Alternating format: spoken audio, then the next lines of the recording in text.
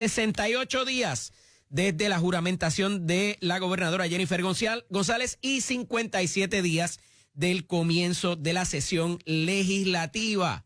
Y muchas cosas pasando, el orden de los asuntos como de costumbre. Mire, 21,000 querellas o referidos de maltrato en el Departamento de la Familia. Y ayer les hablaba de este asunto donde se buscó una alternativa a través de una de las universidades del país, donde se hizo un acuerdo para que trabajadores sociales hicieran la práctica y luego se integraran a las labores en el Departamento de la Familia. Y eso lo logró un ser humano que se llama Cieny Rodríguez Troche, ex secretaria de la Familia en la administración pasada. Y que ahora, para continuar esos esfuerzos, la ex secretaria consultó a la Oficina de Ética Gubernamental si entendían que no había ningún enriquecimiento al pasar a la universidad para seguirle dando follow-up a ese programa, entonces como empleada de la Universidad Interamericana.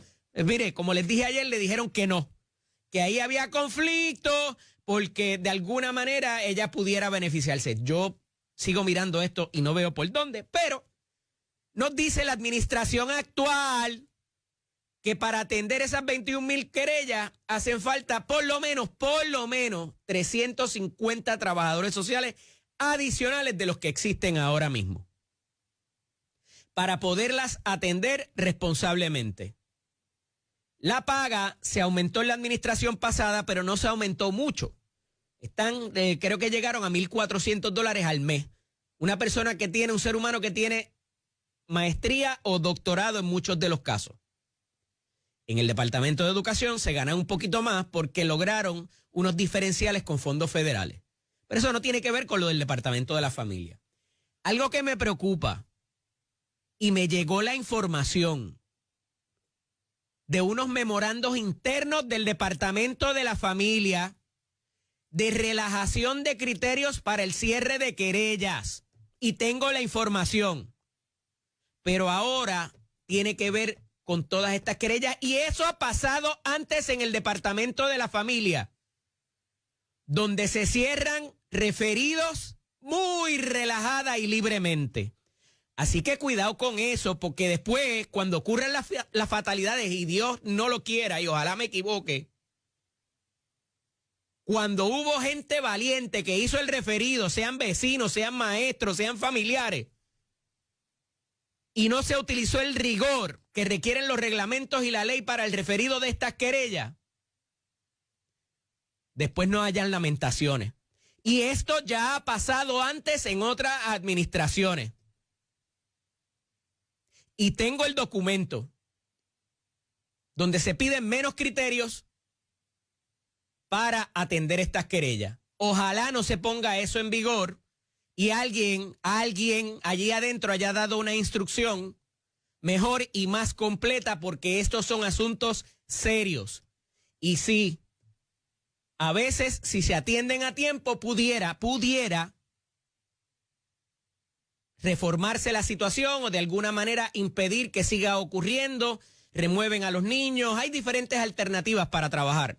Planes correctivos, un montón de otras cosas. Y le estoy hablando con conocimiento de causa porque estuve allá adentro y sé de lo que se trata. Aquí yo no les estoy hablando desde el mármol del Capitolio ni de la Fortaleza. Yo he visto cómo funcionan las cosas en las agencias hasta cuando terminan en los tribunales, lamentablemente.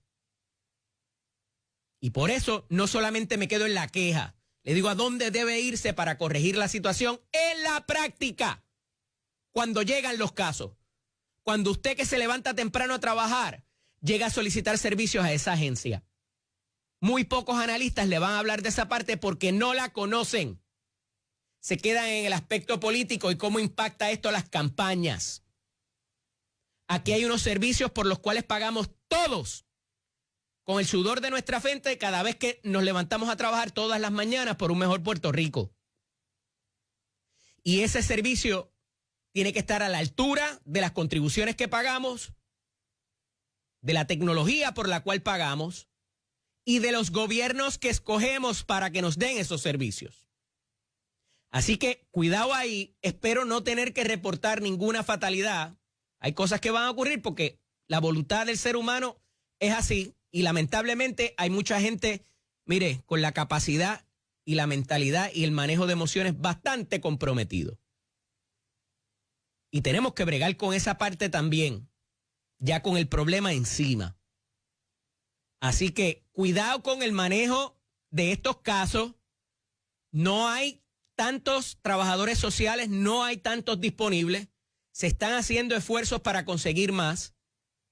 Y esto hay que atenderlo porque va a la salud mental de nuestros niños y pudiera provocar el que se estén habilitando agresores potenciales más adelante si no trabajamos efectivamente con esto. Con la capacidad mental y las emociones de esos niños que pudieran estar siendo objeto de maltrato.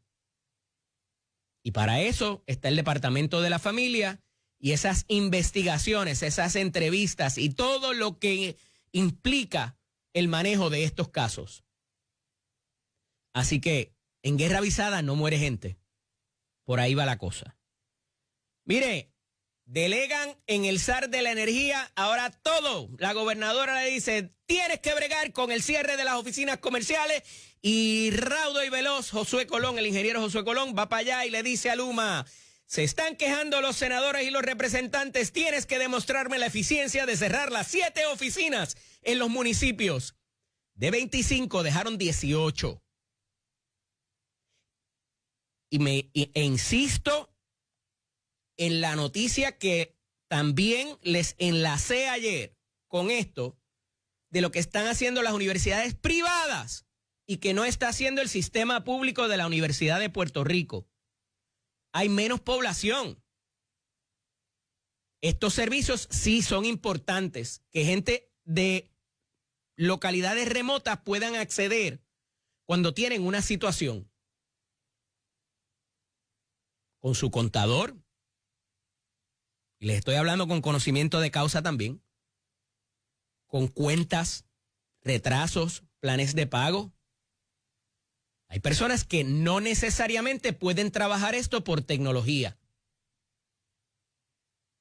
pero tiene que haber un análisis también de costo versus el retorno. Si esos servicios se están dando, si está yendo gente a esas oficinas, o si a lo mejor tienes 10 seres humanos allí que atienden a 3 personas. Se está hablando de consolidar servicios. Pero rápido, ¿verdad? El ataque político es de cierre, y cierre en una administración donde han salido los propios legisladores del Partido Nuevo Progresista a tronar contra esta decisión de Luma. Porque un poco también es la fácil, no nos llamemos a engaño, ¿verdad? Ante la queja de la ciudadanía, claro, todo el mundo quiere tener al lado de su casa, si es posible, que por la ventana haya la oficina de Luma para ir allí a quejarse, sin tener que levantar el teléfono, sin tener que hacer una fila. Mire, yo, cuando viví en Estados Unidos, el hospital más cercano me quedaba 45 minutos, el aeropuerto a 2 horas. Yo escogí vivir allí. Digo, y hay mucha gente, vuelvo y repito, que tiene otras situaciones, adultos mayores, que no la tecnología, pero también tenemos que estar conscientes de que somos un país en quiebra y de que si queremos luz barata o asequible, hay que hacer algunos recortes. Y eso es lo que está haciendo el privatizador. Y van a venir hasta gobernadores a decirle la privatización es mala, míralo ahí. A ver cómo ahora defienden los que querían la privatización. Yo no digo que la privatización sea, ¿verdad?, la mejor opción para todo. Pero muchas veces el privatizador, y los gobernadores que promueven esto lo saben, van a tomar decisiones que el político en el sistema público no se va a atrever porque van a llamarlo los legisladores.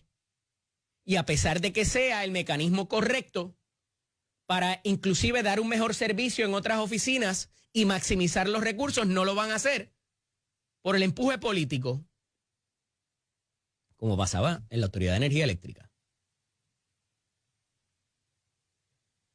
va a tener que probarle la eficiencia de reducir o consolidar esos servicios al zar de la energía, porque la orden ejecutiva le da ese poder y si no, se la da el ser director de la Autoridad para las Alianzas Público-Privadas. Y otra cosa con la cual va a estar trabajando el ingeniero Josué Colón es que a partir de mayo, estamos ya casi a mitad de, bueno, estamos a 11 ya de marzo, el pico de demanda de kilovatios incrementa y bastante. Y hay unas alternativas que las discutíamos en días recientes aquí con Josué Colón para reparar unidades, traer otras nuevas e incrementar en casi 800 megavatios de los 2.000 y pico, casi 3.000 que tenemos. Hay eso ahí con las centrales de San Juan y la central Aguirre, que hay 2 unidades que están caídas ahora mismo porque explotaron como ziquitraque. Y van a intentar tenerlas disponibles para mayo. El ingeniero Josué Colón tiende a ser bastante conservador cada vez que ofrece alguna solución en términos de tiempo y de costo también. Y no tengo por qué dudar de que si dice que en mayo pudieran haber una generación adicional, esperando que no se dañe nada más de lo que ya tenemos, pudiéramos paliar esa crisis. Porque ayer también se aprueba en el Senado, ya se había aprobado en Cámara, la quema de carbón hasta el 2032. Y yo les he dicho a ustedes desde aquí que me parece que no hay interés por la compañía que está administrando esa carbonera. Yo no sé si venga alguien más. Yo no sé si quizás los convenzan a que se queden y sigan quemando carbón. Lo que sí yo les puedo decir a esta hora es que no necesariamente esa compañía que opera esa planta en el sur de Puerto Rico les es viable el negocio que tienen ahora mismo, el modelo de negocio, y mucho menos invertir para cambiar a otro tipo de tecnología para la generación. Y de nuevo, de los 3.000, de los casi 3.000, porque no llegamos, ¿qué necesitamos? Ahí nada más hay 486. Alrededor de eso, una tercera, una cuarta parte. Es importante, porque ya un poco la gobernadora nos deja saber que en verano van a haber apagones. Pudieran haber apagones. Y ahí baja la expectativa, ¿verdad? Porque si no pasa, pues santo y bueno. Si pasa, comunicación política, ¿ah? Cosa que quizás debió hacerse en la campaña y debió haberse hecho una vez juramentara, pero ahora lo está haciendo. La salida de Luma no parece estar anytime soon tampoco, que fue otra de las cosas que se obligaron todos los candidatos en la campaña a cancelar el contrato o a reemplazar por otro operador. Cosas que dijo la gobernadora en la campaña primarista y luego en la campaña a la elección general e inclusive una vez ganó, cuando elevó la vara una vez más, diciendo que iban a haber transformaciones y cambios significativos en los primeros 100 días. Ya van 68 de esos 100 días, gobernadora. Solamente hay 3 proyectos presentados en la Asamblea Legislativa provenientes de la administración. Hay uno que ya se aprobó en ambos cuerpos y pasará a la firma ahora de Fortaleza. Se espera que vengan unos en esta semana y están los comités trabajando. Ese es el estatus parlamentario, como dicen allá en el Capitolio.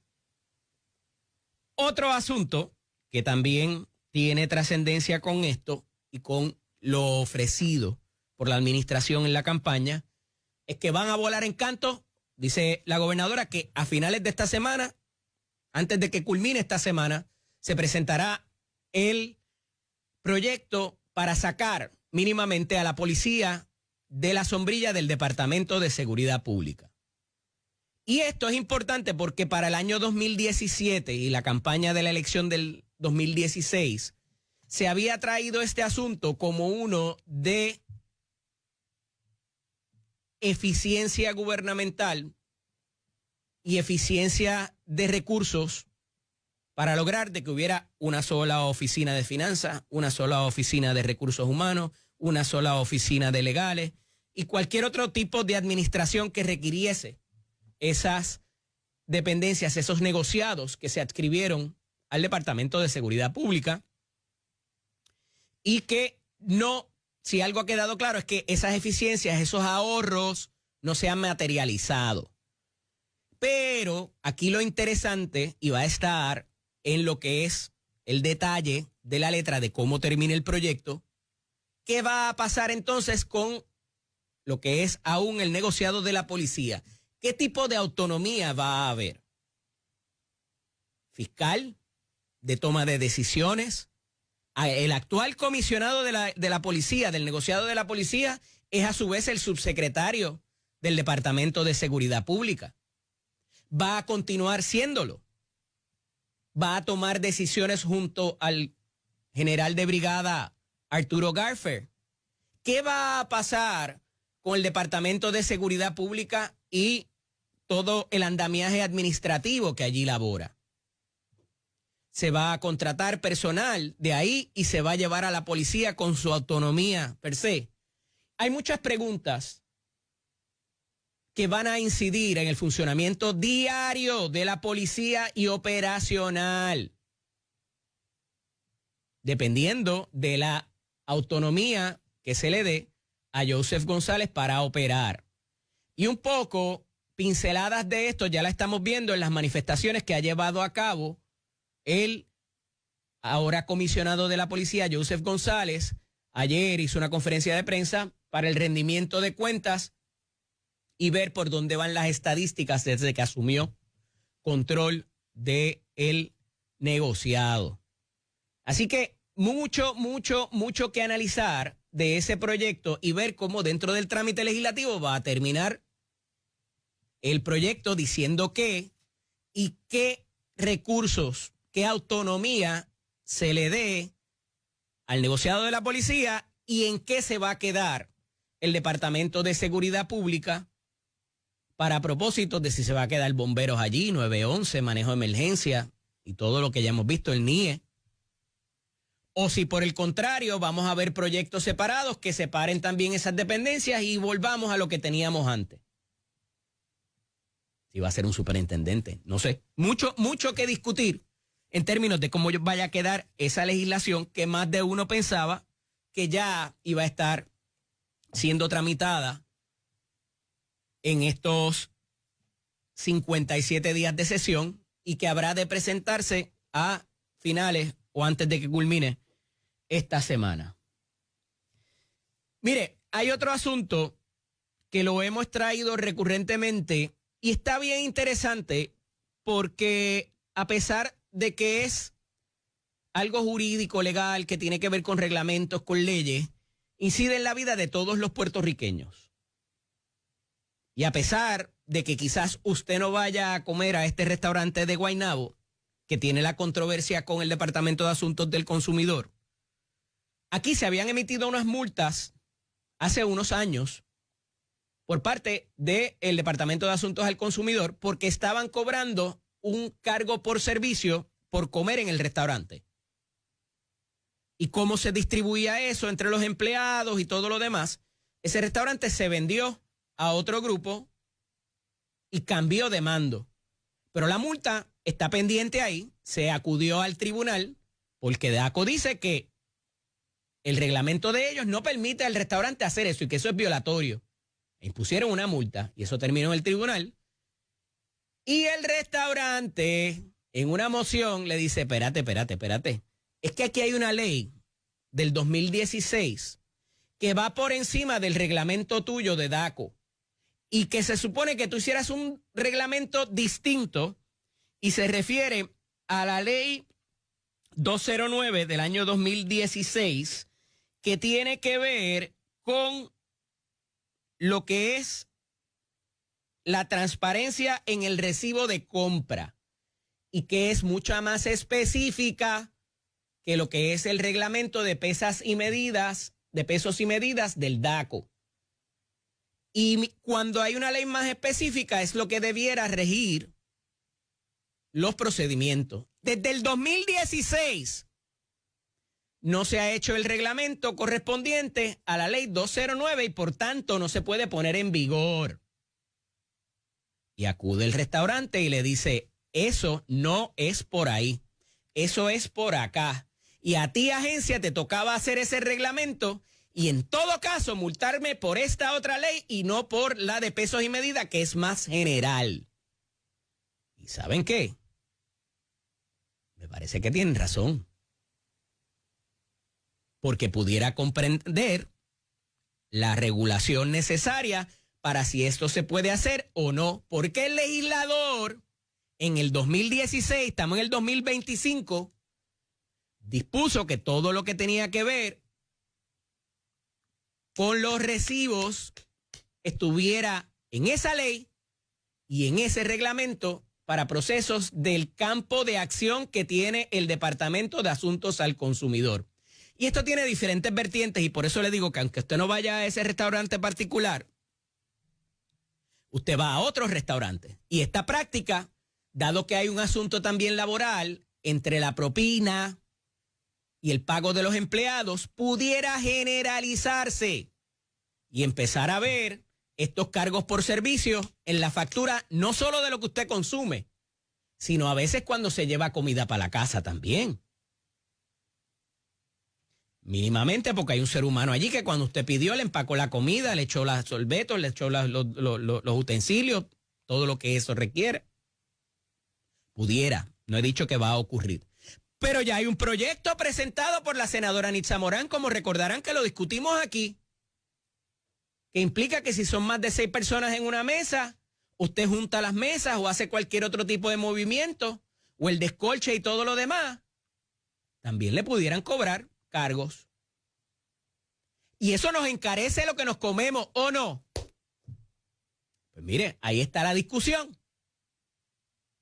Y nuevamente vemos una inhabilidad de un mandato del legislador o las legisladoras a las agencias que rigen el diario vivir de usted que me escucha, y por no haber redactado un reglamento no pueden poner en vigor una ley hace 9 años.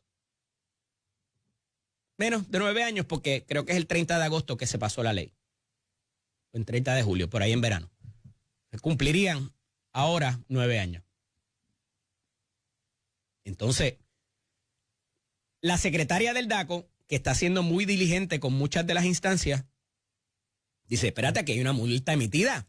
Vamos para allá a cobrarla, porque esto hay que pararlo. Pero en ese expediente ya había una moción de los abogados de la administración anterior del restaurante hablando acerca de esto. ¿Qué va a pasar en el tribunal? Lo veremos. A ver cuál va a ser el final de los cargos por servicio en el restaurante que usted y yo vamos, o las cafeterías, o cualquier otro tipo, hasta los de comida rápida. Veremos a ver. Cuando regresemos de la pausa, debe estar con nosotros ya por ahí el representante problemático. Porque Georgie es problemático, pero el senador Eliezer Molina no, y les hablaba de eso ayer.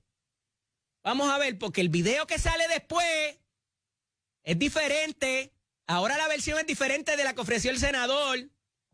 Y chiquito, mira, chiquito en la página 12 de uno de los periódicos, entonces sale que no tiene interés y que no va a seguir. Esto es Nación Z con el licenciado Eddie López. Mira, tenemos este asunto de Georgie Navarro que va a estar con nosotros en los próximos minutos.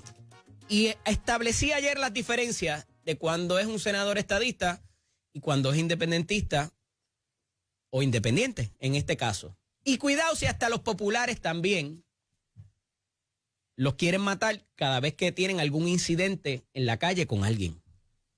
Busque los periódicos, no pelee conmigo, busque la prensa y mire los titulares y mire la página que sale. Ayer, luego de haber presentado todo el despliegue de que había sido víctima de agresión por un video que había trascendido de un local en la isla de Culebra, donde fue protagonista el senador independiente Eliezer Molina, de momento, sale otro video adicional. Y como yo le digo, cuando se trata de videos, hay que tener mucho cuidado porque está el asunto aquel de Vega Baja, me parece que fue, donde aquella fémina, bendito, le metieron con el taser y le electrificaron a la pobre muchacha. Después salió otro video que ella estaba faltándole el respeto y no siguió las órdenes del policía. Y ahí la cosa cambió. Ahí entonces era otra la historia. Y lo mismo pasó aquí. Hay un segundo video que es contrario, no voy a entrar en detalle, a lo que estaba diciendo en su video original el propio senador Molina. ¿Y a qué me refiero? Que no fue tan víctima nada, porque estaba incitando a la discusión mínimamente. Y si tenía tanto miedo como decía de que la persona estaba armada y era un PNP y qué sé yo, para seguir discutiendo y seguir increpándole al señor que en el video adicional, el video nuevo, le está diciendo, lo estás haciendo muy bien, sigue ahí, no te quites. ¿Qué pasó después? ¿Cómo cambió esa discusión? Esa parte no sale. Y nadie, escúchenme bien, no estoy haciendo un llamado de que nadie se merezca un bofetón ni un puño. Eso no es lo que estoy diciendo aquí. Pero nuestro Código Civil, nuestras leyes, nuestra jurisprudencia, habla de la figura del hombre o la mujer prudente y razonable.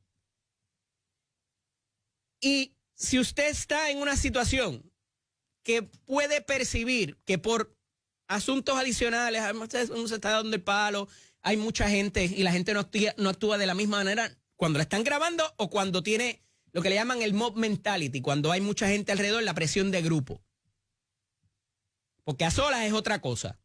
Y como dice Alejandro García Padilla, es bien difícil odiar en persona, odiar de frente.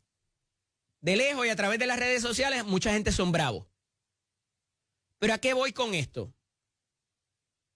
La figura del hombre o mujer prudente y razonable dictaba de que si la situación se salió de control, mira, arranca y vete. Estabas compartiendo con otra gente. Tú fuiste allá porque esa gente te llamó y eso lo dice él mismo en el primer video. Retírate, no sigas discutiendo. ¿Cuál es la necesidad, cuál es la ganancia de seguir discutiendo e increpando? Y ahí es que voy, que cuando salen los primeros titulares, víctima, víctima, víctima. Cuando uno incita, cuando uno provoca, yo pienso, no pelee conmigo, que uno deja de ser víctima y te conviertes en parte del problema. Pero cuando es Georgie Navarro, que sale de un concierto o está en algún otro sitio y alguien viene a robar con él, ahí el Georgie es el problemático. Y le estoy poniendo el ejemplo de Georgie porque es el más reciente que tenemos y fresco todos en nuestra mente. Pero la doble vara.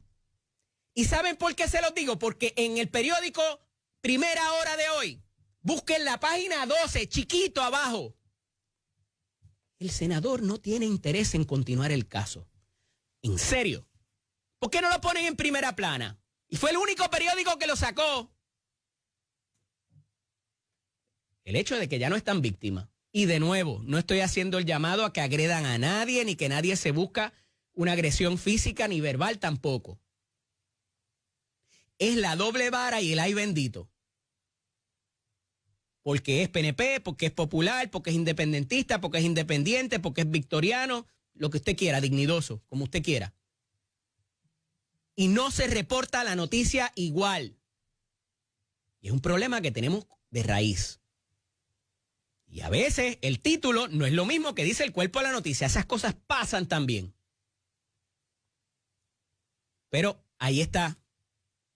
Clarito, clarito, clarito. Mucha gente no se lo va a decir. Hay analistas que no se van a meter en esto. Pero yo les hablo de las cosas en la práctica y como son. Ahí está la evidencia. No pelee conmigo. ¿Por qué el senador Molina no quiso continuar con la denuncia? No hizo ni querella. Después se dio cuenta de algo. Hay algo que no sabemos. Porque en el video él dice que casi lo amenazaron con una pistola o que la persona estaba armada y que por eso él no presentó la querella o la denuncia. Ese segundo video que está en las redes del buen amigo Jaime Alcover, lo pueden buscar en Facebook, denota otra situación distinta a la relatada por el senador.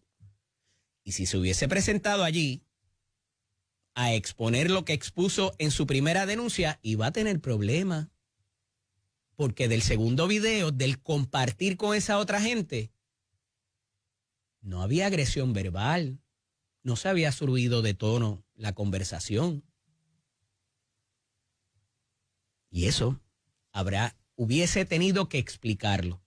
Ah, no, déjalo ahí, no me voy a querellar. Pero las autoridades lo están investigando a través del comandante de área, porque allí ocurrió algo. Y alguien se llevó un puño. ¿Sabremos qué pasó sin haber un querellante? Está muy difícil porque para continuar el proceso investigativo se requiere que alguien se queje y que no sea solamente haya un conocimiento de las autoridades investigativas. Y más si el policía no estuvo allí cuando ocurrieron los hechos. ¿Quién tiene conocimiento propio y personal que vaya a presentar la información de lo que allí ocurrió? La tendría muy complicada, no solamente los agentes, sino el fiscal que presente cualquier tipo de acusación. Así que estén pendientes a esto, porque de nuevo, cuando es un PNP, un popular, es muy distinto a cuando es un independentista, un independiente, un victorioso o un dignoso, dependiendo en qué página colocan la noticia y ni hablar de cuando hay asuntos de corrupción o de alegada corrupción, que si tienen que corregir, después también sale al lado de las esquelas o donde están los anuncios clasificados. Pero bueno, por ahí vamos. Mire, otro asunto que queremos hablar con el representante Navarro Suárez es que la gobernadora no es la primera vez que presenta esto como punta de lanza. Cuando era presidenta de la Cámara estuvo muy fuerte con reformas y modificaciones a la ley de adopción de menores. Y proveyó para abrir, expandir, orientar y muchas otras cosas más en ese cuatrenio donde Luis Fortuño era gobernador. E inclusive el actual presidente de la Cámara era uno de las fue una de los, ¿verdad?, de las personas que tuvo oportunidad de llevar a cabo los procesos de adopción. No estoy, ¿verdad?, revelando ninguna confidencia, lo ha dicho en muchas instancias. Y a esos efectos les digo que lo tengo que hablar con Georgie, porque el representante, en la misma semana que la gobernadora hace un rebranding de la ley de adopción y que dice que le va a cambiar cosas porque hay que promover la adopción para los niños, parecería, y nos lo explicará el representante ahorita, que el asunto de las parejas del mismo sexo que tienen derechos de acuerdo a los casos y la jurisprudencia que existe para la adopción, ahora no va a ser tanto así. Porque si hay agencias de adopción que se nieguen a darle el servicio a parejas del mismo sexo porque su credo no le permite llevarlo a cabo, pudieran reclamar inmunidad ante una querella, una demanda por discrimen. Y quiero que él nos lo explique porque pudiera esto incidir, y siempre hay varias vertientes de una noticia. Hay que ver cómo se siente. ¿Por qué legislar? Esto es un problema. Se le han acercado gente al representante de que esto es un problema y está masificado, que todos los días ocurre. Nos lo dirá Jorge Navarro Suárez dentro de un rato aquí en Nación Z. Y a ver qué más pudiera pasar esta semana o en los próximos días. El impuesto al inventario. ¿Qué más va a presentarse en la Casa de las Leyes para el trámite correspondiente? Nos lo dirá Jorge Navarro Suárez. Y mire, le van a quitar el nombre a la Avenida Las Cumbres. Vengo con eso ya mismito. Le van a poner el nombre de otro prócer. Esto es Nación Z con el licenciado Eddie López. El representante Jorge Navarro Suárez se supone que estuviera con nosotros aquí en la mañana de hoy.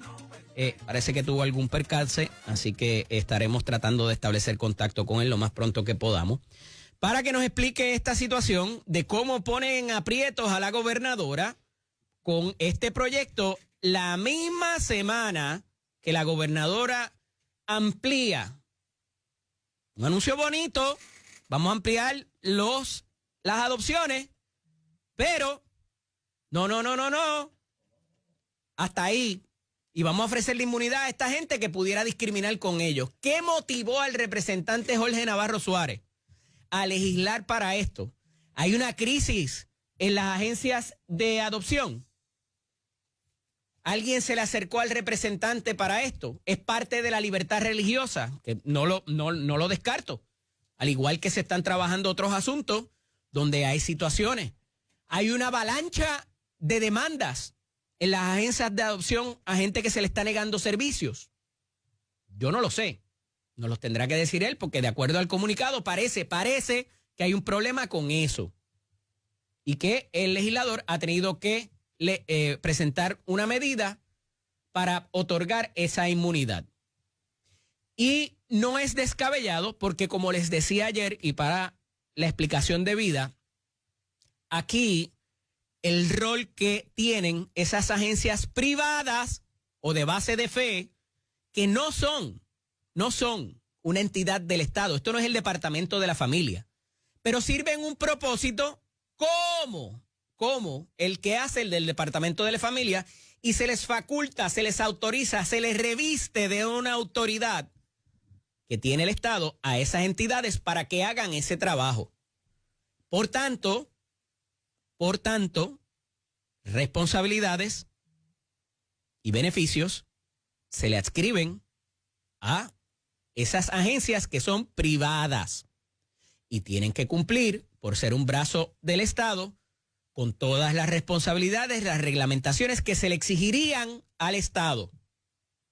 Y ayer un poco lo explicábamos en el contexto de un agente del orden público. No se puede valer de un periodista, de un ciudadano privado, para hacer lo que a este no se le permite en su rol investigativo. El agente, si no es una orden, no se puede meter en una casa a buscar evidencia. Pues me valgo de un tercero que, como no es agente ni es nada, y lo que traiga ese tercero lo utilizo para mi investigación y para procesar a esa persona. Pues mire, no funciona así porque se entiende de que ese privado es un brazo operativo de la gente del orden público. Lo mismo ocurre con las agencias de adopción privadas, que muchas de ellas son de base de fe. Y nada malo con eso. Hacen un trabajo extraordinario en diferentes renglones, desde comedores, desde albergues, desde situaciones y agencias que bregan con el maltrato, hasta estas que albergan niños y promueven la adopción. De nuevo, yo no sé si esto es un problema a gran escala que haya que legislar, que es un poco lo que se traía con las terapias de conversión, lo que se traía también con otro tipo de situación, si había de las terminaciones de embarazo, si había un problema a nivel de que hay que legislar para esto, porque hay muchas otras cosas que es necesario legislar, muchos problemas que confrontamos. Pero el legislador, dentro de su discreción, identifica esto como un problema que hay que traerlo a la consideración legislativa mediante una resolución, un proyecto, y llevarlo a votación para hacer cambios al andamiaje jurídico que existe. Y el cambio que promueve el representante Navarro Suárez es otorgarle inmunidad. ¿Qué es eso? Que puedan levantar una tarjeta que diga, no, tú no me puedes demandar por yo no rechazar una solicitud tuya para adoptar, ustedes pareja del mismo sexo, porque yo puedo hacer esa excepción con ustedes porque yo soy una iglesia, yo soy una organización de base de fe y yo entiendo que los intereses de ese menor no van a estar bien servidos con una pareja del mismo sexo. Y ahí hay argumentos para tirar para arriba. Porque aquí sí pudiera haber un asunto literal de que yo no creo en que esas personas se debieran casar y mucho menos adoptar. Yo, organización de base de fe, no Eddie López. Y consono con eso, pues yo no creo en esa práctica y por mi agencia no van a pasar esas adopciones. Y de nuevo, aquí hay muchas argumentaciones, como les digo, muchas vertientes para esta discusión. Era necesario que Georgie lo trajera en la semana que la gobernadora está promoviendo la adopción.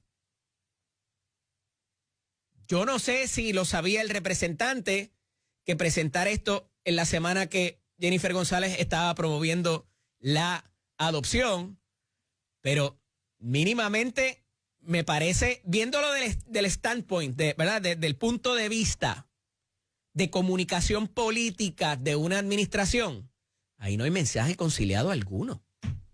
En otras administraciones, Fortaleza tiene 2 o 3 aparatos que tienen que ver con el mensaje de la gobernadora, de los proyectos de administración, de qué va a ser el secretario de la gobernación, la secretaria de Estado, y todo se concilia en un calendario. Y si tú teniendo esa información te atreves a opacarme mi noticia, sabes que va a haber consecuencias. Eso fue lo que pasó aquí. Georgie sabía que esa noticia la iba a sacar la gobernadora y como quiera presentó este otro asunto que es controversial. Porque van a haber gente en los dos lados de la verja defendiendo y no defendiendo esto. Pero veremos a ver cómo transan y cómo concilian estas dos iniciativas, ponen la posición a la gobernadora entonces de tener que reaccionar, ella o el secretario de Asuntos Públicos, a la propuesta de Jorge Navarro. Del mismo partido, de una misma administración. Otro asunto controversial que no quiero que se me pase. Se presenta por parte de una resolución de varios legisladores cambiarle el nombre. Y eso ya casi un expreso, porque allá hay 3 carriles, Achero, eso es bastante amplio. La avenida Las Cumbres, en un momento dado, en pasadas administraciones, es una carretera estatal. El Estado, Departamento de Transportación y Obras Públicas, es quien se encarga de eso. Y es el Estado quien está llamado no solamente a velar por la seguridad, sino al mantenimiento y todo lo demás, e inclusive a ponerle el nombre. Pero en una administración pasada, la exalcaldesa de San Juan, Carmen Cruz, decide ponerle el nombre de Felisa Rincón de Gautier a una carretera estatal. Cuando la confrontan con el asunto, dice, no, esto es simbólico, porque yo sé que yo no tengo la titularidad sobre eso, ni tengo, pongo el letrerito. No sé si obtuvo permiso de Transportación y Obras Públicas en su momento, pero ahora, como eso fue simbólico, pues ahora le vamos a poner Carlos Romero Barceló. Si usted piensa que eso es prioridad y que no hay otras prioridades en ese mismo distrito entre San Juan y Guaynabo, yo no sé, para eso usted escogió al representante y a los senadores de allí. Y veremos a ver si le van a quitar el letrero de Felisa Rincón de Gautier y le van a poner el de Carlos Antonio Romero y Barceló. ¿Cómo mejora eso la carretera? La vida suya, cada vez que se funden los semáforos. Yo no sé. Que hay un asunto ideológico aquí envuelto. Pudiera ser también, no lo descarto, ni lo adjudico. Eso es lo que deberíamos estar legislando o utilizando el dinero del pueblo para hacer. Yo creo que hay otras prioridades, salud, seguridad, educación y todo lo demás que ya conocemos. En nuestras carreteras inclusive. Pero es prioridad, evidentemente, ponerle el nombre a una carretera y quitarle el que ya simbólicamente tenía, hay que decirlo, porque la realidad es que era simbólico. A Carmen Yulín no le tocaba ponerle el nombre, a Carmen Cruz no le tocaba ponerle el nombre a una carretera estatal, ni mantenerla ni nada. A veces hay unos convenios que los alcaldes hacen como adopte una carretera y se encargan de darle mantenimiento. No tienen que hacerlo, pero obviamente está en su municipio y le va a incidir en lo que le comenten la gente donde va, porque evidentemente, Georgie, era las 6:30, no las 6:54. A esos efectos, el alcalde o alcaldesa se va a proteger en su municipio. Obviamente porque queda allí la carretera. Como por ejemplo muchas veces las marginales, que le da cariño a la vía principal y las marginales se quedan al garete. Y si no, mire cómo están las de la avenida Kennedy. Que no le toca al alcalde. Perfecto, porque es una carretera estatal. Pero al alcalde se afecta también porque muchas veces en esas marginales se cobra IBU y ese IBU va para el alcalde. Y el alcalde saca unos chavitos a veces de donde no los tiene para darle mantenimiento a una responsabilidad que es del Estado. Y si la reparo y les doy mantenimiento, también le puedo poner el nombre que yo quiera y el letrero que yo quiera, ¿o no? Veremos a ver por dónde y si algún día vamos a tener oportunidad de que Jorge Navarro Suárez nos explique estas cosas que son de su distrito. Me hubiese gustado poder hablar con él. Esto es Nación Z con el licenciado Eddie López a través de Telemundo y Z93. Cuando regresemos, vamos a hablar con Adriana Gutiérrez, la representante del Partido Independentista puertorriqueño, a ver qué nos tiene que decir de todas estas iniciativas de los 68 días de administración y 57 de la sesión legislativa. Y a las 7:30 estará con nosotros Alan Maccabi para hablar de los asuntos de Donald Trump y de Puerto Rico. Esto es Nación Z con el licenciado Eddie López. Me acompaña en la mañana de hoy a la representante Adriana Gutiérrez. Buenos días. Buenos días. Del Partido Independentista Puertorriqueño. Correcto, todavía. Y de la Alianza. Así ¿La Alianza mismo vive? es. Seguro. Yo fui candidata, y por si hay gente que se le olvida, a representante por el precinto 4 de la Alianza. Entré por ley de minorías, pero sigo representando a la Alianza y a todo el país. Pero si le preguntamos a la gente de Victoria Ciudadana, que parece que se van a reinscribir, ¿piensan que la Alianza vive todavía? Bueno, La Alianza vive en se lo tienen que preguntar a ellos. Ajá. Pero yo estoy confiada de que ambas colectividades saben lo importante que representó la Alianza en las pasadas elecciones. Aunque no haya habido desprendimiento. Y que hubo siempre desprendimiento. Hubo siempre desprendimiento y hay espacio para que lo siga viendo. Representante, la orden administrativa o ejecutiva esta de la discordia, ¿ya tiene padre o madre? ¿Quién la redactó? Creo que se han mencionado algunos nombres que han tenido iniciativa con relación a la noticia que ha estado circulando, pero... ¿Algunos de la colectividad donde usted milita? No, ninguno de la colectividad del Partido Independentista. ¿El viaje de Juan Dalmau no tuvo nada que ver con esto después de la elección allá a Washington? No, con esta precisamente iniciativa no, pero sí fue una iniciativa para también levantar el diálogo sobre la independencia como, por tanto, no están como un derecho internacional a la autodeterminación de los pueblos. Aquí hablamos de la independencia con mucho miedo, pero sí, es importante entender que es un derecho internacional de los pueblos a la autodeterminación. Y que en un ambiente, ¿verdad?, político, sobre todo en los Estados Unidos, al presente, pero en las pasadas décadas, donde el tema de la estadidad no parece ser una opción para Puerto Rico, creo que es momento como país para hablar más sobre la independencia como esa opción descolonizadora. El que se trajera esto a la discusión pública, ¿le hace daño o ayuda a la independencia como vía, ¿verdad?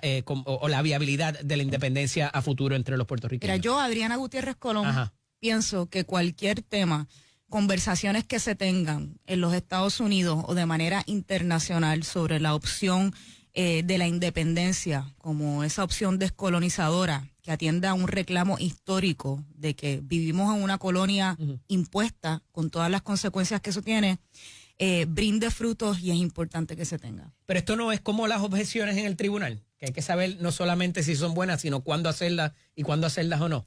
Bueno, yo creo Dado las circunstancias que están rodeando además países con una presidencia de Donald Trump. Sí, precisamente. Las circunstancias son de un gobierno de Donald Trump que habla de anexar muchas partes del mundo, incluyendo Groenlandia, menos Puerto Rico, que el tema de Puerto Rico lo toca con una vara larga y que está por eso esto fue precisamente en asedio, ¿verdad? Muchos de los famosos fondos federales de los que depende nuestra economía, lamentablemente, y creo que esto es un gran momento para hablar de la independencia. Siempre es un buen momento para hablar de la independencia y esta no es una excepción.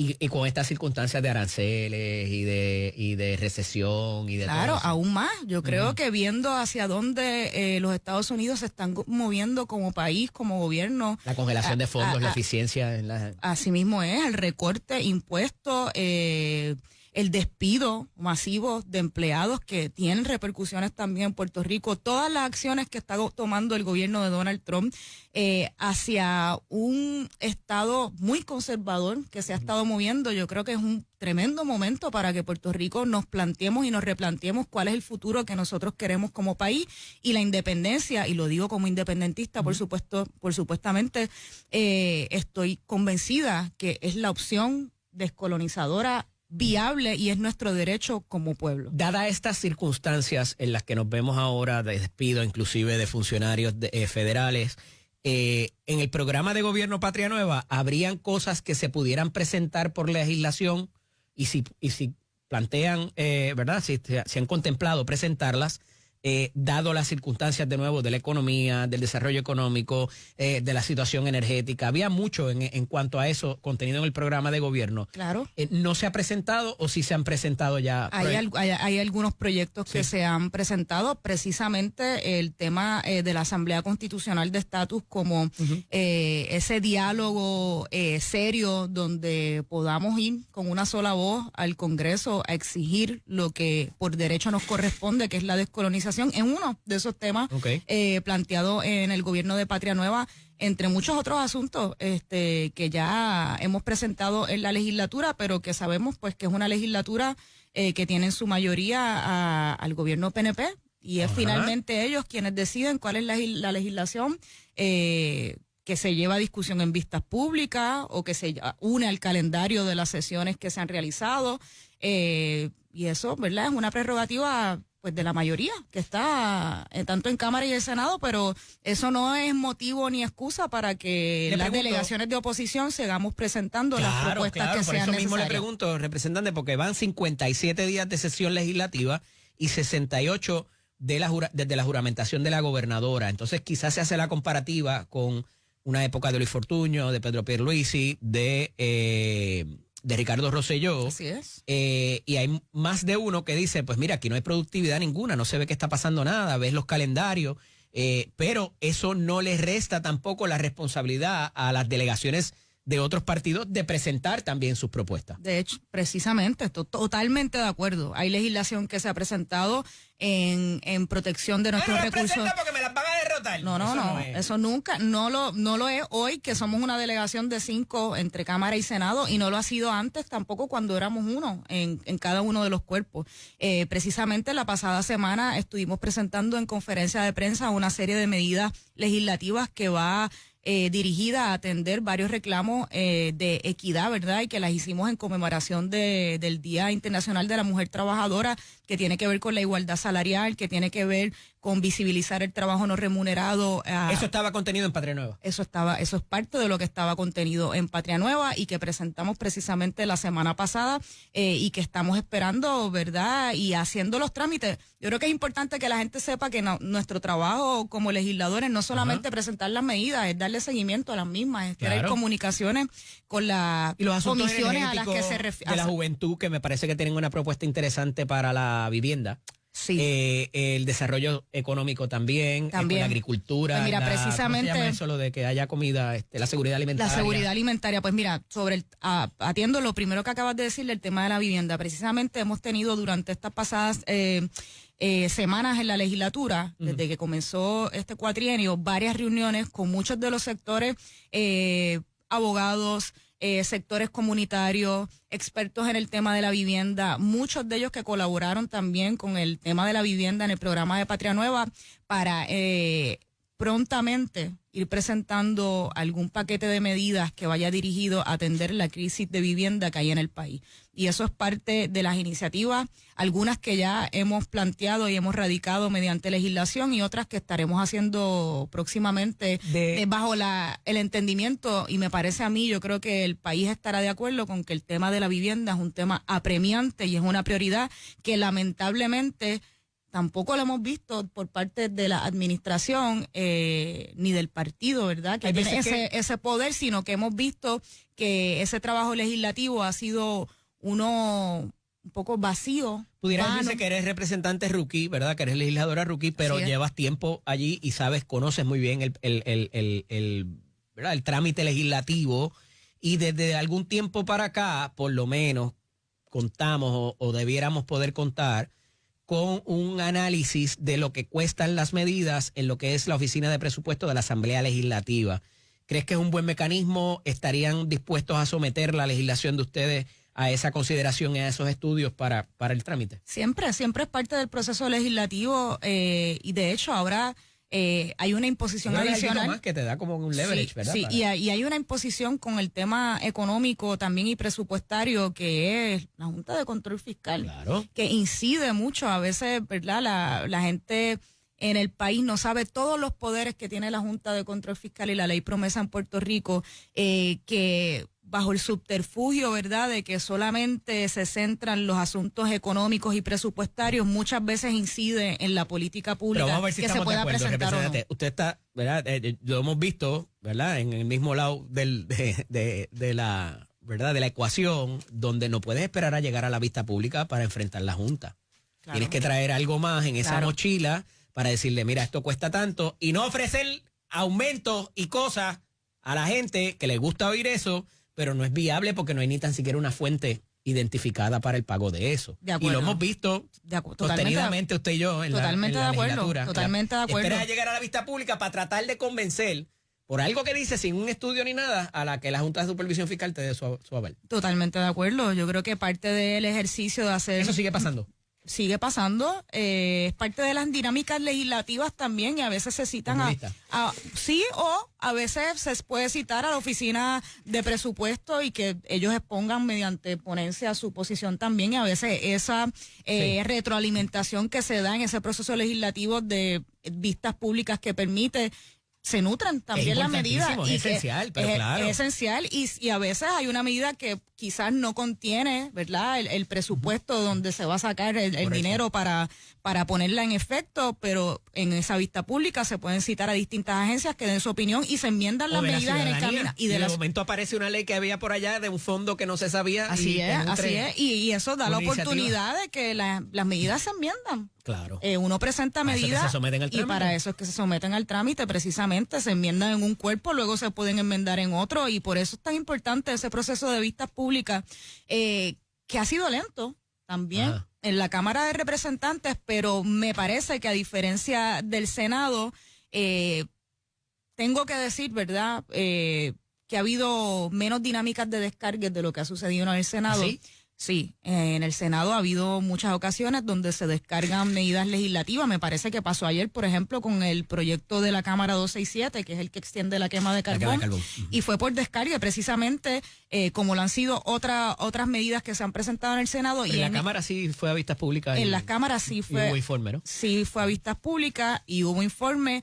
Se solicitó, o le solicité más bien al presidente de la comisión, que era importante citar a las comunidades de Guayama que se ven afectadas particularmente con la extensión, ¿verdad?, de la quema de carbón y las implicaciones y consecuencias en términos de salud y ambientales que tienen directamente sobre las comunidades aledañas, pero sobre todo Puerto Rico, porque somos un archipiélago y eso no lo podemos olvidar.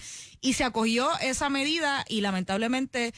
o esa solicitud o petición lamentablemente no se extendió a las comunidades. Es más grave que eso, representante. La información que yo he obtenido es que, irrespectivo de que se les permita quemar carbón hasta el 2300, no es un modelo viable para la empresa que lo opera. Claro. Y eso no va a hacer que se queden y no van a invertir un peso más en la maquinaria que tienen actual o cambiar a otra iniciativa. ¿Será que ya ha identificado otro operador? Es como único yo veo esto. Quizás para continuar esa quema, y por qué ese era un proyecto prioritario de esta administración. Esa es una gran pregunta. Es una gran pregunta que nadie ha podido responder. Aquí se hablaba de cancelar los contratos de Luma y Genera como una de las prioridades. De fiscalizar esos contratos con la eventualidad de poder cancelarlos, y eso no ha sido una prioridad. La prioridad fue la extensión de la quema de carbón. Hacer esa no era responsable. Bueno, es una necesidad, de cancelar los contratos sin tener un operador subsiguiente. Lo que es irresponsable es hacer el compromiso para luego, cuando estás en el poder, ignorarlo totalmente. Eso es una irresponsabilidad. Y ver que hay cero acción conducente a la posibilidad o viabilidad. Hay unos comités trabajando para eso. Bueno, pero si no sabemos, es parte del problema, porque el pueblo necesita saber lo que está sucediendo, claro, y es la incertidumbre, y el pueblo votó por unos candidatos y candidatas que tenían unas promesas de campaña bajo esas promesas de campaña, que ahora, ¿verdad? Se prefirieron escoger la de la gobernadora Jennifer González. Sí, seguro, eso es una certeza. La gobernadora ganó, y eso, ¿verdad? Nadie lo puede negar. Y ganó con unas promesas, unos compromisos y unas prioridades que ahora, cuando comienza el gobierno... Pero en gran medida fuera la política energética. La política energética... Además del miedo Además del miedo del cuco del comunismo y la independencia, así mismo es. También hablaba de los servicios a adultos mayores, también habló de la vivienda, del problema de la vivienda, y esas son prioridades que no hemos visto en la ejecución de estos casi 3 meses ya de una nueva administración. Ha dejado mucho de desear un cuatrienio que todavía al día de hoy no se ha firmado una sola ley. ¿Cuánto cuesta esto políticamente? Cuesta mucho. Yo creo que... ¿Para cualquier partido? Para cualquier partido, por supuesto, pero sobre todo para el partido que está en el poder. Que cuando culminaron las elecciones, todo el mundo decía, aquí nos quedamos con todo, el PNP se quedó con la Cámara, el PNP se quedó con el Senado, tenemos al Ejecutivo, tenemos todo para hacer y ejecutar nuestro programa de gobierno. O nuestro proyecto político, y una vez están en el gobierno, pues hemos visto todo lo contrario, y yo creo que hasta los PNP que votaron por Jennifer González y por los legisladores del PNP y candidatos del PNP tienen que estar cuestionándose, como todos nosotros, qué es lo que está pasando, cuáles son las prioridades y por qué no lo hemos estado viendo ejecutarse, y es una preocupación. Parece que estamos en un país sin gobierno. Representante, yéndonos fuera de Puerto Rico, ante esta evaluación que se está llevando a cabo por esta agencia federal, ¿se van a perder fondos federales a su juicio? Es una posibilidad. Eso no ha pasado todavía, podemos partir de ahí. Es una posibilidad, por supuesto que sí. ¿Basado en qué? Bueno, sobre los poderes que tiene el plenario, el Congreso y las disposiciones y los poderes que también tiene el Ejecutivo mediante órdenes ejecutivas, algunas en las que tiene el poder para hacerlo, otras en las que no, y que ya se están discutiendo e interpretando en el Tribunal ¿verdad?, de los Estados Unidos. Pero sí, por supuesto, yo creo que es importante, y por eso hablábamos al principio del tema del estatus y de que si esto era un buen contexto para hablar de independencia o de mover y generar el tema del estatus. Y lo es precisamente por eso, porque hay fondos federales que aquí se pueden perder. Hemos visto. Y son necesarios. Y son necesarios. Por más que se hablara en Patria Nueva de reducir la dependencia de fondos federales, es muy cómodo decirlo cuando no eres tú quien lo necesita. Pero ambas cosas no son excluyentes, Eddie. Yo creo que es necesario reducir la dependencia de fondos federales. Eso es una realidad. ¿Quién no puede estar de acuerdo con eso? Es que que vive de eso y depende de su existencia para vivir y comer. Claro, pero es que yo no estoy diciendo que hay que eliminar aquí los fondos federales. Claro que los necesitamos si tenemos tantas administraciones que no han tenido ningún plan de desarrollo económico y cuya único plan, y también en los programas y en las campañas, es los solamente... vagos que hay viviendo de esos fondos que no necesariamente podrían hacer otra cosa. No. Vagos yo no he dicho nunca. Ajá. Hay personas que necesitan vivir ¿verdad? Que necesitan para la asistencia de fondos federales. Claro que sí, pero que eso viene enmarcado. ¿Cómo tú le dices a esa persona? Tienes que reducir tu dependencia. No, para renta del gobierno. Yo no le digo a esas personas que tienen que reducir su dependencia. Yo le digo entonces al gobierno que tiene que trazar estrategias de desarrollo económico que a mediano y largo plazo nos permitan ir reduciendo la necesidad de la dependencia de fondos federales. ¿Y por qué hay restos arqueológicos? ¿Cómo? Pero entonces cuando hablamos de desarrollo económico, tenemos la oposición. Es que hay muchas maneras, es que el desarrollo económico no tiene que ser a costa de destruir nuestros recursos naturales. Destruir. De destruir, de lacerar, de permitir que el pueblo no tenga disfrute de nuestros recursos naturales. El desarrollo, pues claro que sí. Ahora en las vistas públicas, por ejemplo, de Esencia, ¿cuántos grupos de expertos del tema ambiental, del tema de protección de recursos naturales han expresado con datos reales y viables y fiables las consecuencias que puede tener este tipo? He expresado dos oposiciones, representantes. Una, el que no haya un acueducto y no haya abasto de agua suficiente, para lo cual el desarrollador proveyó que iba a construir el acueducto a su costo, y el asunto de la agricultura, que allí, por ser reserva, no se siembra nada. Y el asunto de cómo va a afectar esto el ecosistema natural, ¿Y las especies ecológicas. hay que ver lo que se presentó en las vistas públicas que no han acabado todavía. Me parece que hubo objeciones incluso del Departamento de Recursos Naturales. Entonces, yo creo, y más sin hablar de la oposición del pueblo en Cabo Rojo y de las comunidades aledañas a un proyecto. Que van a trabajar allí.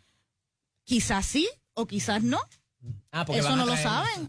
Es que eso no lo saben. Lo que pasa es que aquí me parece también llanito decir, que hay un proyecto en esencia que vamos a tumbar un área protegida ecológicamente. Y ese es el pasa en Boquerón, lo mismo pasa en La Palguera, lo mismo pasa y el desarrollo económico que vamos a tener que país, vamos a hacer a tumbar todos nuestros recursos naturales, a privatizarlos, a lacerar el acceso de la ciudadanía a los recursos naturales. Olvídate de la protección porque ese es el desarrollo económico. ¿Puede haber más desarrollo económico que ese? ¿Por qué no hablar de qué acuerdos podemos llevar con otros países de exportación, de generar nuestra agricultura? ¿Cuántos países? ¿Hay una oposición por default de cualquier proyecto de desarrollo económico? No, hay una oposición por default de cualquier proyecto de desarrollo económico que conlleve la destrucción de nuestros recursos. Dígame como uno país. Donde no se hayan opuesto por default desde el saque. No, la verdad es que ahora no sé, porque estoy pensando de los que hemos estado hablando en los últimos temas, que obviamente la legalización de las casetas en La Palguera no es.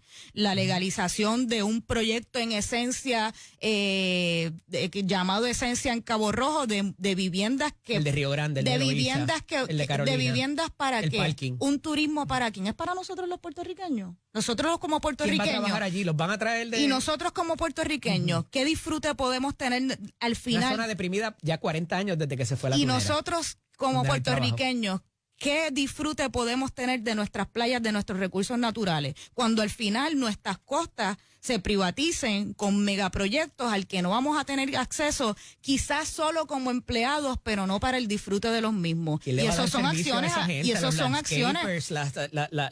el catering, un montón de otras cosas. Sí, que el desarrollo económico que estamos pensando como país es el de nosotros, como rindiendo servicios de empresarismo, de trabajo y de empresarismo, de quienes son los proponentes, son personas, son puertorriqueños, nosotros nuestra economía una de servicios y puede ser mucho más allá que eso. Yo creo que hay que hablar del tema de desarrollo de una visión más amplia, más seria, y que no puede ser, pues en nuestro desarrollo económico va a ser, olvídate de todas las costas, de todas nuestras áreas y recursos naturales protegidos, de nuestras playas, que son para el disfrute también de las puertorriqueñas y los puertorriqueños. Ese es el desarrollo económico. ¿Habrá más opciones de desarrollo económico como país que otros países puedan llevar a cabo? ¿Podemos nosotros ahora desarrollar nuestra agricultura y exportar productos agrícolas? Primero para nuestra República Dominicana, y se queda en esos sitios donde sí lo hacen y allá no demuestran oposición. Y la República Dominicana sigue pasando por lado en todo lo que es desarrollo económico y turismo. Y esto significa, y hablemos de allá turismo. Sí, o en Europa sí, pero aquí no. Y hablemos de turismo. Porque matamos el pajarito o los restos arqueológicos. ¿Puede haber balance entre una cosa y otra al final del día? Por supuesto que puede haber balance, pero un balance... ¿Y por qué la oposición es por default desde el saque? La oposición no es por default, la oposición es porque es un proyecto que tiene una oposición de las comunidades y de expertos en el tema. Desde que la anunciaron. Que Eddie, no somos ni tú ni yo. Yo no soy una experta en el tema, claro, ¿verdad? No. Ni tú tampoco, Eddie, pero los expertos en el tema han hecho sus exposiciones basadas en métodos científicos de cuáles son los impactos que puede tener estos megaproyectos en la naturaleza. Representante, antes de que tan siquiera se celebren las vistas públicas. Que tampoco sabemos que va a haber un daño irreparable. Es complicado. Que tampoco sabemos cuánto es la generación de empleo, ni cuánto es la generación económica que va a desarrollar este tipo de megaproyectos. Entonces, pues yo creo que tenemos que ser responsables. ¿Este es el nuevo Sochi's Life de esta administración? ¿Cuál? El de Esencia, allá en Cabo Rojo. ¿Te acuerdas del de Sochi's Life? Claro que me acuerdo. Esto es este mismo, y el de La Palguera, y el de limitar la zona marítimo terrestre, como son proyectos que ya están presentados en la Cámara. Y no puede ser que nosotros pensemos desarrollo económico y que sea, pues vamos a privatizar nuestros recursos naturales y que cueste lo que cueste, porque nosotros somos un archipiélago, y de nuestros grandes recursos económicos son nuestros recursos naturales. Y si los privatizamos, si los laceramos, Si los dañamos, nos quedamos con poco de los grandes recursos que tenemos como país. Pues por supuesto. Pero entonces, si tienen unos quedan en Europa, cuando se quedan en otras islas, cuando se quedan en Latinoamérica, ahí no los dañan. Ahí sí son buenos. Yo estoy hablando de Puerto Rico porque es el tema que estamos hablando y las consideraciones y las realidades que viven otros países en Europa, en la misma República Dominicana, que es mucho más grande que Puerto Rico y tiene otras consideraciones también. Son escenarios distintos y el que nos compete aquí a nosotros es proteger nuestros recursos en nuestro país, haciendo un balance, claro, que sea dañando nuestros recursos naturales, no que esto posibilite también que las comunidades se tengan que alejar, ¿verdad? Porque a veces esto produce incluso el desplazamiento, el alza en el costo de vivienda de las comunidades aledañas que al final quizás se tienen que ir de donde nacieron. Eso es todo parte de las consideraciones que tenemos que evaluar en un proyecto como este y no puede ser fast track. Representante, me quedan segundos. ¿Hay que trabajar con ese asunto de un Rent Control Act o algo así?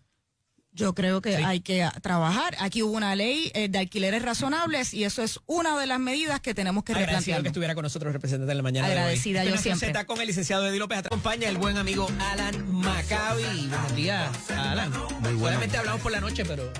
muy buenos días. Un privilegio, un honor poder estar aquí este año compartiendo aquí contigo y con toda esa gran audiencia de Z93, de Nación Z y de Telemundo, tu Canal 2. Mira, Alan, te reconozco que siempre has sabido entrelazar los asuntos de la capital federal o de la nación con los asuntos de Puerto Rico, no solamente para propósitos socioeconómicos, sino obviamente también el asunto político y todo el impacto que pudiera haber en la psiquis del puertorriqueño con lo que ocurre allá, no necesariamente o solamente en la capital federal en Washington, D.C., porque hay cosas que ocurren en los estados que tienen trascendencia también en Puerto Rico. Y quería comenzar mínimamente con todo esto porque me han caído encima esta semana de que yo soy trumpista, que estoy defendiendo a Trump. Yo soy republicano, creo en la estadidad también como consecución del Estado Libre Asociado.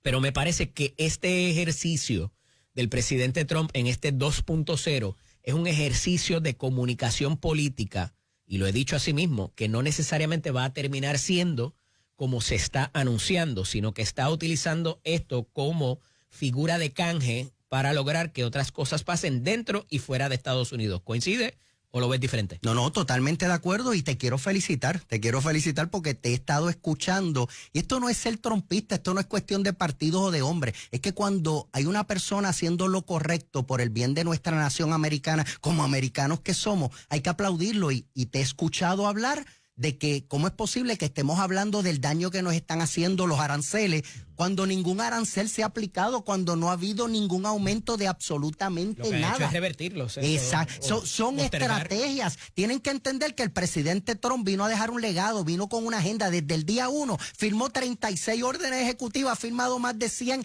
y las que quedan, y viene con una agenda y una estrategia, y todo lo que se comprometió con el pueblo americano lo está cumpliendo. Y ganó abrumadoramente el voto electoral, 318 votos, y el voto popular por casi 4 millones de votos. El asunto es que la incertidumbre en qué va a ser, en su imprevisibilidad, ¿verdad? De ser previsible como lo han sido otros presidentes, eso causa dolor y él lo ha admitido. This is gonna hurt, ¿verdad? Esto va a doler un poquito en lo que otras cosas ocurren y me parece que va particularmente a la importación y a la exportación, que es lo que está acogiendo en primera línea, Alan, pero la realidad es que los mercados quizás en estos últimos días no han reaccionado como se quisiera. Esto es parte de ese dolor que experimentaremos antes de un repunte económico con las políticas de Donald Trump. Definitivamente, y pueden ser cosas de días o de semanas, como alguna cosa pudiera tomar algunos meses, pero es parte de esa estrategia, de ese juego de ajedrez. ¿Estamos encaminados a una recesión? No, de ninguna forma. El que esté diciendo ¿Te eso... cualquier periódico hoy? Bueno,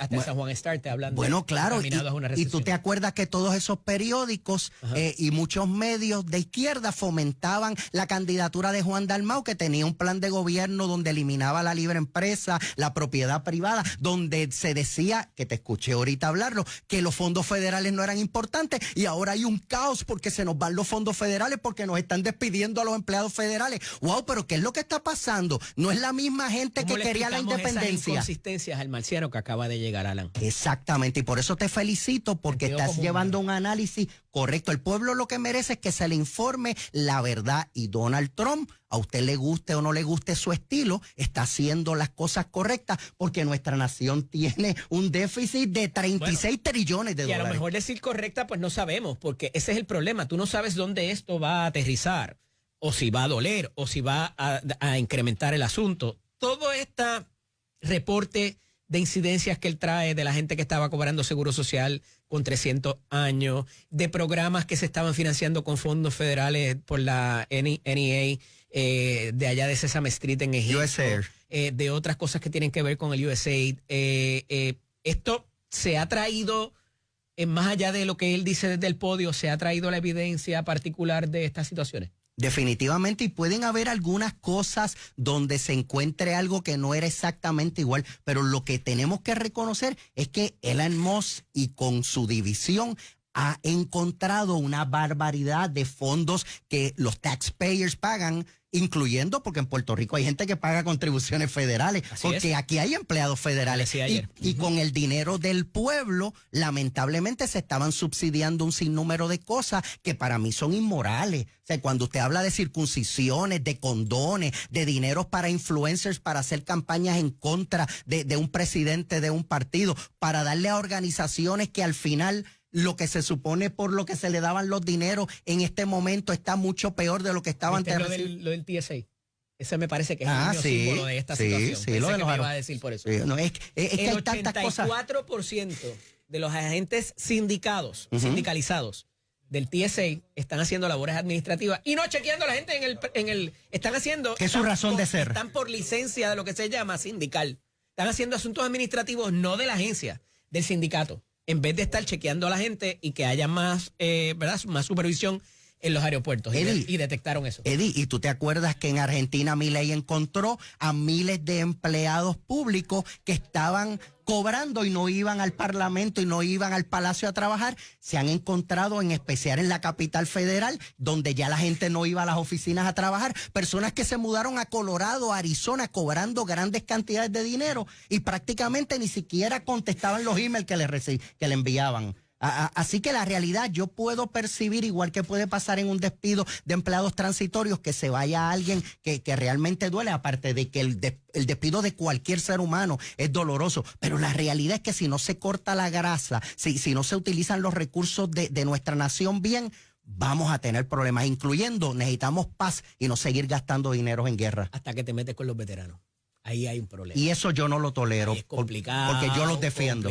Complicado. Y yo creo que es una de las líneas donde van a tener que revertir la Pero ¿sabes algo, Eddie? Hacer algo distinto. Pero no podemos decir ahora que va a haber una crisis de salud en veteranos, porque sería lo mismo de los aranceles. Eso no ha sucedido, y yo entiendo que tienen que haber unas personas haciendo un análisis correcto a la hora de estos despidos, aparte de que son en la mayoría despidos de transitorio, personas atornilladas al final de la administración de J.J. Pero Biden. Fíjate que en Puerto Rico es más particular todavía, porque tienes mucha gente viniendo inclusive de la nación a dar ese servicio. Eso aquí. es así.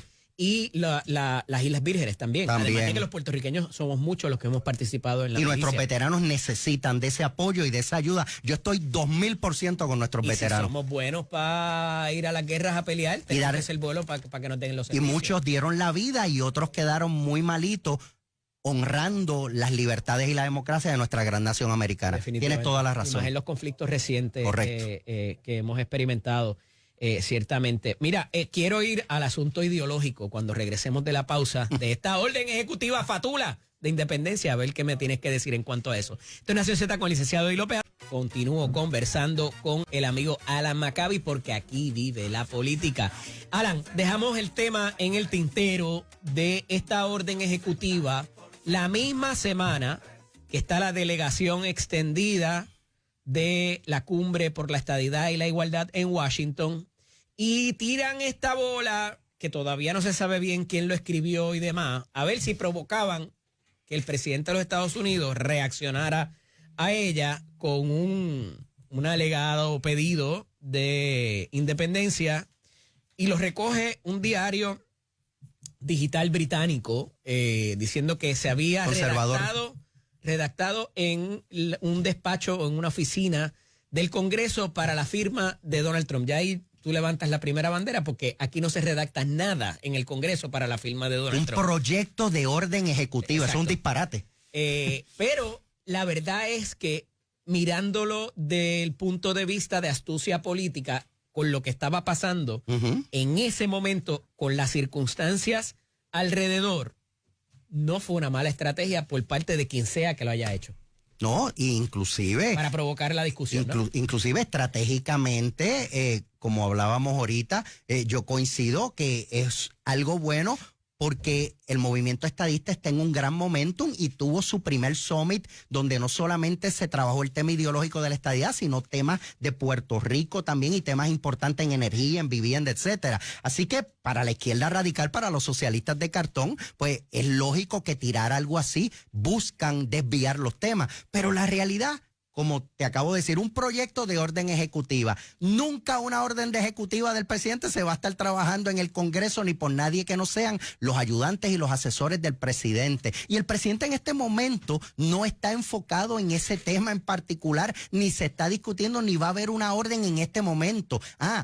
De que en verano pudiera surgir que el presidente diga, ya yo estoy cansado, si ustedes dicen que no son americanos y no quieren ser Estado, pues sean independientes. Y entonces como que a mucha gente se le puede complicar en Puerto Rico, porque entonces tendrían que decidir entre estadidad e independencia ya ahora, porque si no puede haber un riesgo de independencia. Y yo creo que aquí hemos seguido jugando con un Estado libre asociado, que es como ser casado, soltero y convivir, pensando que esto nunca se va a acabar y que es lo que Estados Unidos quiere. Y yo creo que la realidad es que esto es un tema cómodo para Estados Unidos y mientras no se pongan de acuerdo, ellos no se meten. Pero yo creo que tal vez ya hay mucha gente que económicamente no están contentos con que aquí no querramos pagar a los que le corresponda taxes federales, excepto los empleados federales que lo pagan, y que dicen no ser americanos y que si el americano viene a quedarse con lo mío. Y claro, sabemos que estos son 4 pelús y 4 gatos, pero hacen ruido y confunden a personas que no conocen tanto de nuestra Dentro de esa confusión, isla. ¿Te parece que fue una buena estrategia llevar los resultados de la última consulta plebiscitaria cuando habría que traerla, inclusive dentro de que aquí se votó ampliamente por Kamala versus Donald Trump? Y también el asunto de si las papeletas en blanco o no, si hay 49, si es 58, ¿te pareció un buen marco circunstancial para traer ese asunto a la capital federal por parte de la delegación de Puerto Rico? Yo creo que sí, porque lo más importante es que en el 2012 se estableció que el 53% repudió lo que es el ELA y lo que es el territorio como lo tenemos, y quería soberanía, que solo aquella consulta de las 2 preguntas. En aquella, que era la primera, y luego entonces entraba a todas las alternativas. Esa y la siguiente la desavalaron. Pero que no incluía el ELA. Bueno, pero 2 administraciones distintas, una republicana y una... No, pero sí incluye el Estado Libre Asociado, porque si tú votabas que rechazabas el Estado Libre Asociado, como pasó y ganó, pues entonces cogías una fórmula soberana. Decía lo que somos el territorio, la cláusula territorial y lo que vivimos. Esto es cuestión de lenguaje y mira, a mí no me gusta usar la palabra colonia, pero un territorio es una colonia. Somos un territorio no incorporado, pero la realidad es que el 59% avaló la estadidad. Los votos en blanco yo no se los puedo quitar a Jennifer González ni a Pablo José Hernández, que fueron los que más votos sacaron en las pasadas elecciones oficiales electos. ¿Cómo tú interpretas? La diferencia es 4,000 votos. La papeleta en blanco es que alguien, por alguna razón, o porque le dijeron que votar en blanco. Un llamado de uno de los partidos a eso. Pero hubo 2 partidos, el Partido Popular y el Independentista, y fueron muy pocas las que lograron que salieran en blanco. La inmensa mayoría. A 58 es casi un 10%. Sí, pero la estadidad sacó 630,000 votos. La estadidad fue lo que más sacó en esa elección, donde la gobernadora saca 526,000 y Pablo José saca 530. Si sacas ese voto de protesta, te quedas por debajo del 50. Pero lo que pasa es que en la democracia lo que consiguió Hawái, lo que consiguió otro territorio. Pero si yo le quito los votos de las papeletas en blanco a legisladores o a la gobernadora o al comisionado residente, no tendrían los números que tomaron. ¿Va a ser un flanco de ataque esas papeletas en blanco? Mira, a lo que tú... Para nada, y tocaste un punto importante. No, que Kamala sacó el 74%, el presidente Trump el 26% en la misma votación. ¿Tú sabes algo? Que cuando llevaron eso, los republicanos, todo lo contrario, lo que han mirado y han dicho, wow, con toda la campaña en contra de Donald Trump, el suceso de Nueva York, como bombardearon Puerto Rico, y el presidente Trump sacó 260,000 votos en Puerto Rico. Oye, yo creo que si nosotros llegamos allá... ¿Un estado demócrata o republicano, Alan? Pues mira, inicialmente aquí no hay una cultura como tal demócrata o republicana, pero Puerto Rico es un pueblo de fe, de valores, pro vida, pro religión. Por ende, inicialmente en las primeras 2 elecciones los candidatos van a definir. Si hay buenos candidatos republicanos, ganarán los republicanos. Si hay algún buen candidato demócrata, puede prevalecer. Pudiera haber un senador demócrata y uno republicano. Así que, ¿usted está a favor del Día de la Madre? No, de la tercera elección en adelante, yo te aseguro que Puerto Rico se va a convertir, como pasó en la Florida, en un estado conservador, en un estado republicano, porque los valores del puertorriqueño están bien atados. Ciudades grandes como San Juan, etcétera, puede ahí el Partido Demócrata, que es lo mismo que pasa en todos los estados. Lo que pasa es que una cosa es lo que la gente dice y otra lo que la gente hace. Y eso aquí es hay cierto. Un poquito de hipocresía en cuanto a eso también, donde queremos ser muy liberales para ciertas cosas, pero al final del día y cuando se trata de mi familia, estoy contigo, y de mi casa, la cosa cambia. Pero Eddie, aquí hay socialistas salvajes para el pueblo, pero son bien capitalistas para ellos. Si usted quiere saber cuán capitalista es un independentista o un socialista salvaje, trate de quitarle un Rolex que tenga un reloj caro para que usted vea cómo defiende la propiedad privada. Pero es bien hipócrita, socialismo salvaje con el pueblo, transformar pobreza en miseria. Pero conmigo el capitalismo, yo gordito, el pueblo pobre. Alan, agradecido que hayas estado con nosotros estos minutos aquí. Te vuelvo a invitar para seguir, porque esto va a seguir trascendiendo y van a seguir habiendo los cambios y demás. Y se nos quedó hablar del espacio aéreo y de la cosa de los accidentes. Son muchos los temas, pero un privilegio estar contigo. Cómo no, agradecido. Amigos, cuando regresemos, un temita adicional que quiero tratar con ustedes aquí en Nación Z con el licenciado Eddie López. Licenciado Eddie López, para nuestros minutos finales del programa de hoy. Y hay una información que quiero compartir con ustedes que es sumamente importante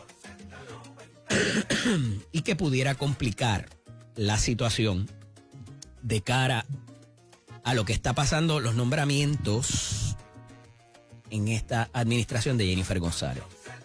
Y es que hay una de las informaciones que tiene que ver con el doctor Víctor Ramos, quien es el nominado a secretario de Salud, que ya había habido unos rumores de que había tenido unas situaciones cuando presidía el Colegio de Médicos. De hecho, le adscribieron estas informaciones a el actual presidente del colegio, que no había buena sangre, que estaba tirando cositas y demás, pero trasciende al menos 3 inversionistas en el asunto del plan médico que donaron para tratar de convertirse en un tipo de aseguradora y que parece que a pesar de que el dinero les aseguraron que estaba en una cuenta, lo que se llama una cuenta de escrow o plica en español, el dinero se perdió y ya al menos 2 de estos inversionistas, dice el reportaje del periódico Noticel, que dieron por perdida la inversión.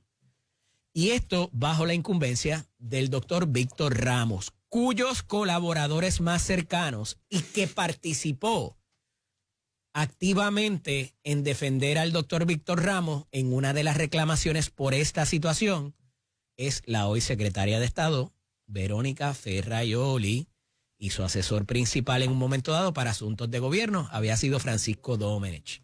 No han negado esto, ¿verdad?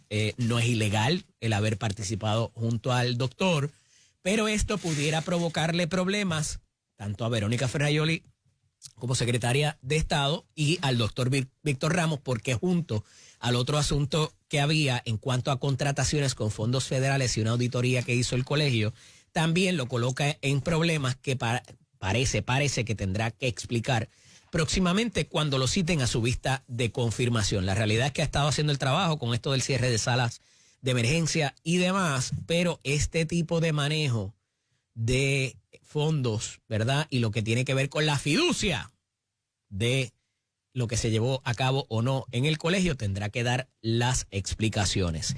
Regresaremos nuevamente mañana a